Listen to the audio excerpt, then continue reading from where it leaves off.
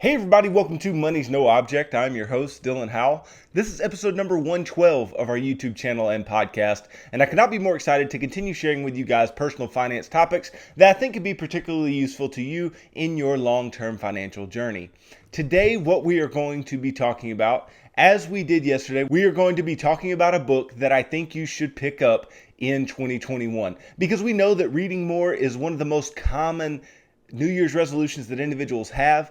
And in order to keep that resolution, I wanted to give you guys some books this week that I think could be particularly helpful for you. And these are all books that I think can help you along financially. And each of them does something in a little bit of a different way. And I just think they could all be useful to you. But the one today we're going to talk about is The Intelligent Investor, written by the father of value investing, Ben Graham. So I hope that I can lay this out for you in a way that you'd be interested in picking this book up, because it is one that has really formed my thought process as far as investing goes, and I think it can help every single one of you as well.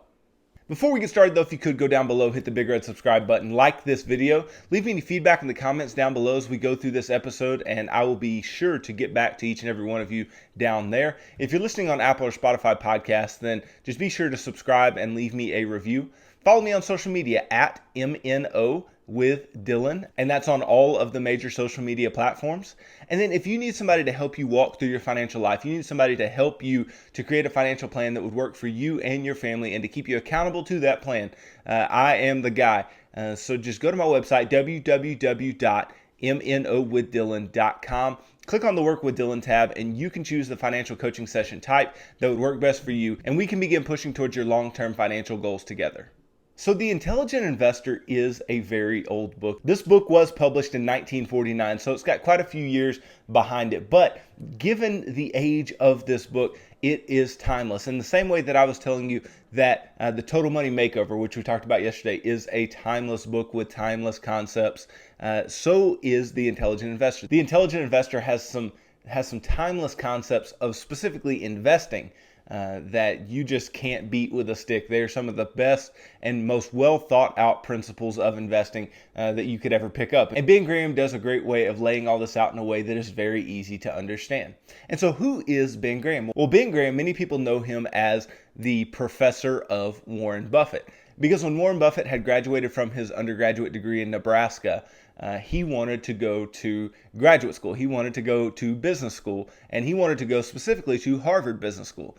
Well, he had an interview with Harvard Business School, and they basically told him, nah, not doing it, not gonna be something that we want to pursue. And so Warren had to find another way. He had to find some other way that he could go and get his education while still learning more about investing. Well, he had read Security Analysis, which is also a book by Ben Graham, but it was co-authored by David Dodd, and Graham and Dodd both worked at Columbia. And so Buffett wrote a letter to Dodd and Graham and said, hey, this is who I am, this is what I'm about, I want to be let into your program so I can learn more from you guys. And so he did. He went and was a student of Ben Graham's at Columbia University.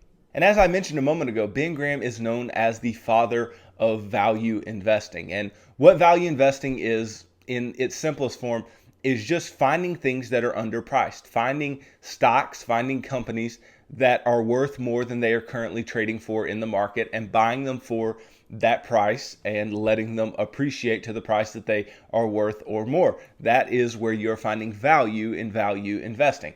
And Ben Graham is known as the father of this type of investing because he used to teach that companies are like cigars, and you want to find cigar butts laying on the ground that still have a couple of puffs left in them. And what did he mean by this? He meant that these particular companies, there was still value to be found in their stock, even if they were almost completely done, almost bankrupt, or almost didn't exist, or almost acquired, or whatever it may be, that you could find some value in companies that may not be having the best of times, but there still can be significant value found in their stocks. Now, Graham himself went to Columbia University and graduated in 1914. And once he graduated, he went on to work on Wall Street and had his own firm and made a very, very substantial sum of money. But then, as we all know, the Great Depression hit in the 20s, and this was a big problem. Graham Graham, like many others, lost most of what he had in the stock market crash and the Great Depression. So through this experience that Graham had, this negative experience, he learned a lot about downside risk. He learned a lot about minimizing his downside risk and the ways in which he was going to do so moving forward. And so his whole idea from there on was he wanted to buy $1 worth of assets for 50 cents. And this is the whole idea of the cigar butts. He wants to find these cigar butts that still have a few puffs left in them that people have discarded. Exactly what that means is he wants to find $1 worth of assets that are only selling for 50 cents. And so he can make the 50-cent difference and then get rid of it and move on. And so this became his investing ideology. And this particular investment ideology is well laid out in his and Dodd's book, Security Analysis. And then he used those same ideologies along with some other concepts that are very, very rich and that we're going to talk about in the book, The Intelligent Investor, some of which like the margin of safety. And the margin of safety being nothing more than buying things, buying stocks, buying companies with enough value left in them, enough value over the price you bought it for, that even if you're partially wrong in your valuation technique, you can still make a good sum of money on that investment. And we'll talk a bit more about that as we move forward here into some of the things you can learn from The Intelligent Investor, because I want you guys to learn things from these books. I don't want the books that you read to just be things that you can just thumb through and go, oh, that was neat. No, I want you to take things away from them and apply them to your own life. Now, obviously, The Intelligent Investor doesn't have a whole lot to do with fund investing. This was before a lot of the major fund investing that we talk about today with index funds, mutual funds, ETFs, things like that. A lot of what you're dealing with within The Intelligent Investor is talking about individual stocks. And obviously, you can parse out the thought process into mutual funds and index funds and ETFs and things like that as well. But this is particularly for the selection of individual stocks and how to do it prudently. So one of the first things that you can learn from The Intelligent Investor is this idea that Graham calls Mr. Market. And Mr. Market in The Intelligent Investor is nothing more than an individual who will come to your office every day and offers you a different price to buy and sell items at. And specifically here, we are talking about shares of stock. And sometimes those prices make sense, and sometimes those prices do not make sense, either in the too high or too low way. And his whole idea is that individual investors literally do have the market, have Mr. Market offering them some price for the shares that they own, or some price at which they can purchase new shares every single day. And sometimes those prices make sense and sometimes those prices do not make sense. And his whole point is that we don't need to just be hanging on to every little thing that Mr. Market tells us. We need to be doing our own valuation. We need to be making sure that we understand what the true economic value of a company and of a share of stock is. That way, if Mr. Market is offering a price, we know whether that particular price is reasonable or not, and we can make decisions based on the real value of a company and the real value of the stock of that particular company. Because his whole point is that investors are neither right or wrong, given that the public may agree with them in a day or 2 days or months or years. An investor is only right if the analysis bears out that the investor is right. You're not just right because you're agreed with, you are right because of the analysis that you've done and because of the ultimate outcome of a particular firm's stock. Basically, this was facts with no feelings before there was facts with no feelings. And so he talks about that. Mr. Market is a big tenet of The Intelligent Investor. And then he moves on to value investing. And I talked a bit about value investing a moment ago. But value investing is deriving the intrinsic value of a common stock. And the intrinsic value is this particular price at which you can put on a share of stock based on the fundamentals of the firm, based on the firm's financials and the analysis that you do on the firm's financials.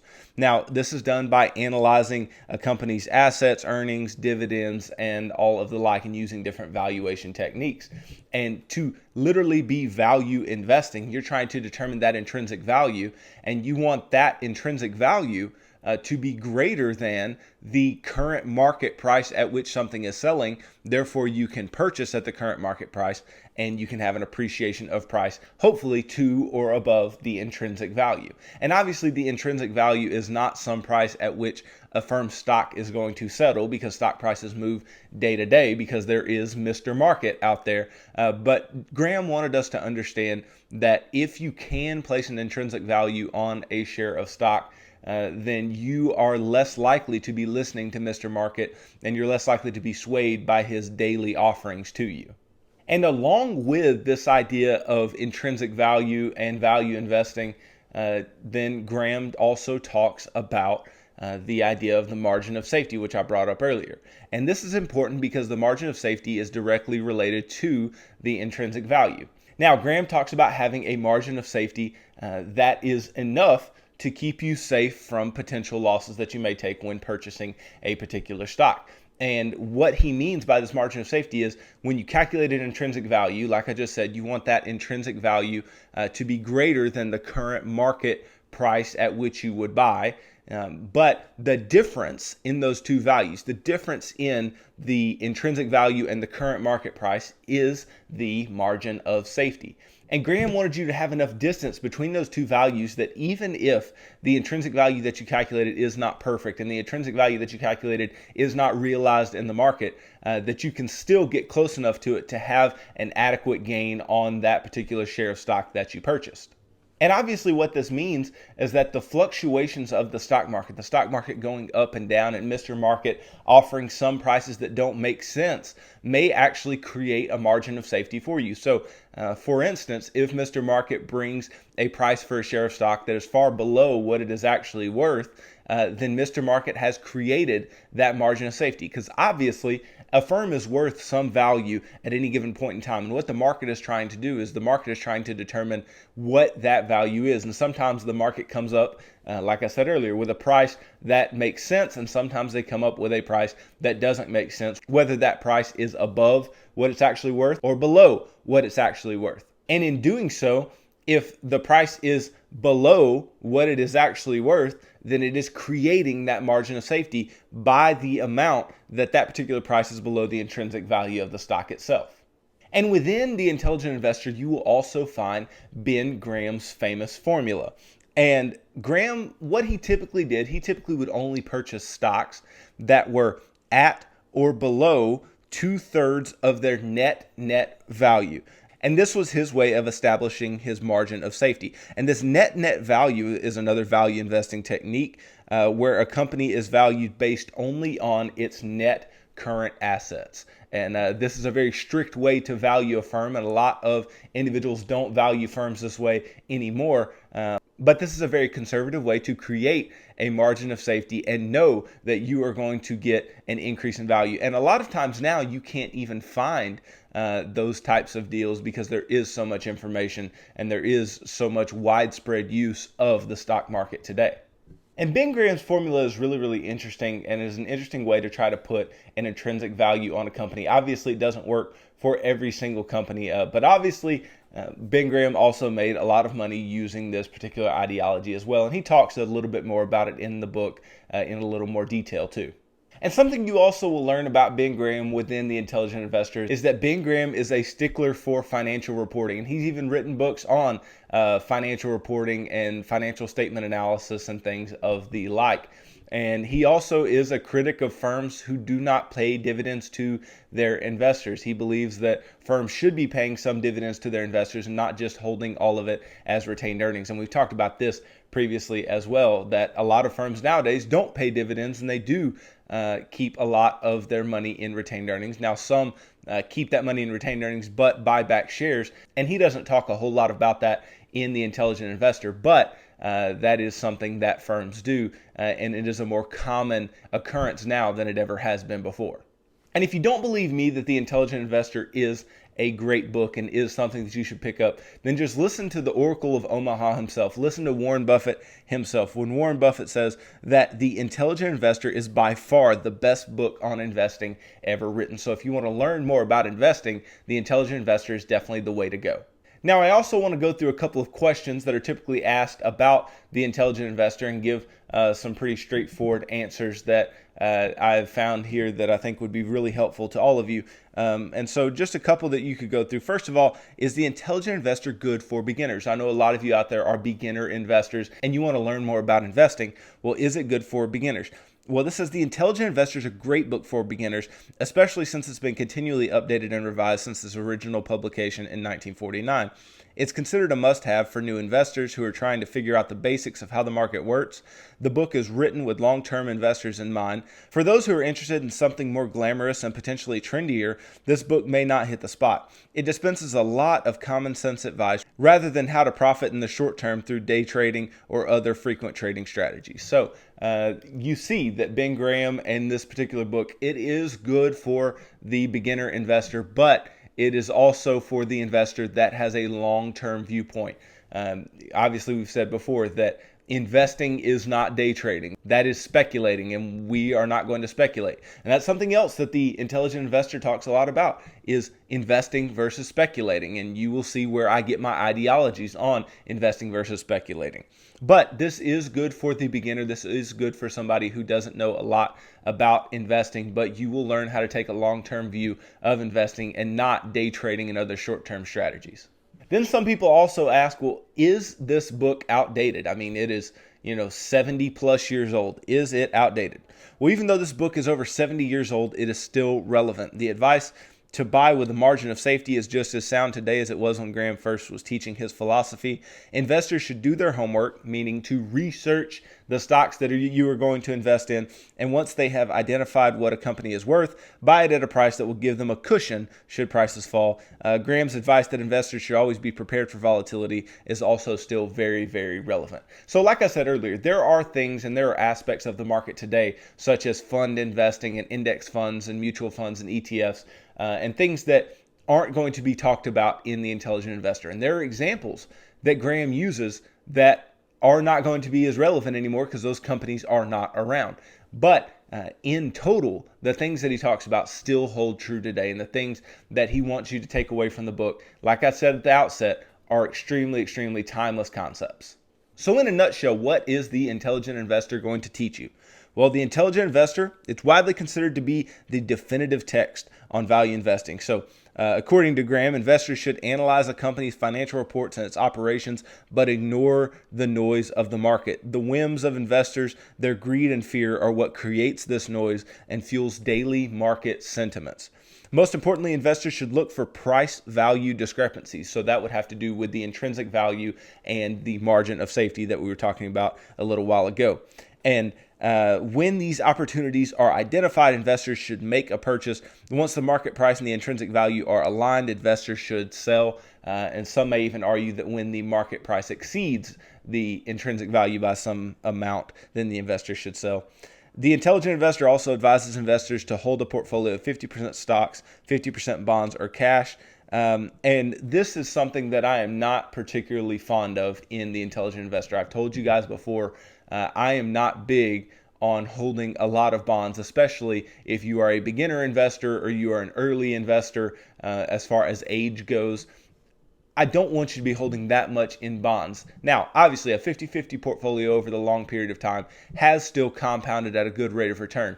But we are willing to take on more risk at early ages. We have more time to take more risk. And when I'm saying take more risk, I'm not talking about speculating. I'm just talking about more volatility, more of the volatility and vicissitudes of the market itself. And the fact that the market is going to jump a lot, that is what pulls a lot of people into more stable investments like bonds. And you also have to remember that when Ben Graham was writing this book, bond yields were far, far greater than they are today. Bonds were yielding a lot. They were a much more common investment of the household investor. But now we have bond yields that are so low that the investing 50% of your portfolio in bonds at this particular point is probably not the best course of action. But it's hard to argue with anything that Ben Graham says because he has been so right and he has been so for so long. And so if you want to go buy The Intelligent Investor today, it is not a really expensive book. You can buy it on Amazon for like $15. It's really not anything crazy as far as price goes. And then obviously any of you who want to listen to it audibly or anything like that, you can do so as well. But I am a sit down with a paper book and actually read it, but it will not be costly any way that you go. But this is the type of book that you cannot miss on. This is the type of book that you cannot fail to read in your quest to become a good investor, because the intelligent investor is the one who becomes the good investor. And given that the book is even titled The Intelligent Investor, and because it is endorsed by one of the greatest investors that the world has ever seen in Warren Buffett, I think there's absolutely no way that you can miss on these timeless principles. Now, I will give you fair warning. It was written in 1949 and before, so the book is a little more dense than some things you may read that were written this year, last year, 10 years ago, 20 years ago. But the principles, the things that you learn within this book are not going to be forgotten. They're going to be things that stick with you and things that you can keep in your back pocket. The Intelligent Investor is one of those books that I will read every single year. I read The Intelligent Investor every year because it helps to ground me. It helps to ground me in the correct principles that are going to allow me to make good long-term returns in the market. Because the problem is, so often we're bombarded by information. We're bombarded by all of these different philosophies and all these different, oh, you should buy this, you should sell this, this is in favor, this is out of favor, this is what's hot right now, this is what's made such high returns. I mean, when anybody tunes into CNBC at the end of the year and they see that Tesla had made 750% that year, they're either clapping because they owned it or kicking themselves because they didn't. But it's absolutely no reason to go out and buy it. But that is just a little anecdote. But what I'm getting at is that we shouldn't be listening to all the noise. We should not be listening to what the market says. We should not be listening to everything that comes out of the talking heads on TV. We need to do fundamental analysis. We need to determine what the value of a stock is. We need to determine whether there is a sufficient margin of safety to purchase something at a good price. And even though your investment philosophy and my investment philosophy may differ from that of Ben Graham a bit, some of these timeless principles have to stick, or else investing is going to be a long and lonely road for you and I. So I hope that you all read it, and I hope you all get the most out of it and get as much out of it as I have every single time that I've gone through and read it. So thanks for watching this video. If you could go down below, hit the big red subscribe button, like this video, leave me any feedback in the comments down below if you haven't done so already. If you're listening on Apple or Spotify podcasts, then just make sure to subscribe there and leave me a review on either one of those platforms. Follow me on social media at MNO with Dylan, and I'm on all the major social media platforms. And if you need somebody to help create a financial plan for you and somebody to walk alongside you in creating the financial life that you want to create, then I can help you do that. Just go to my website, www.mnowithdylan.com. Click on the Work with Dylan tab, and you can pick the financial coaching session type that will work best for you, and we can begin pushing towards your long-term financial goals together. So tune in tomorrow as I talk about another amazing finance book that I think could be really useful to you. And it is also on investing, but it is investing in a little different way than what Graham is talking about in The Intelligent Investor. And this book is The Little Book on Common Sense Investing by John Bogle. And if any of you know who Bogle is, he is the founder of the Vanguard Group. And Vanguard's one of the largest investment companies and brokers in the world, and they are big on low-cost investing. And so a lot of what Bogle has written in this book is also on long-term low-cost investing as well.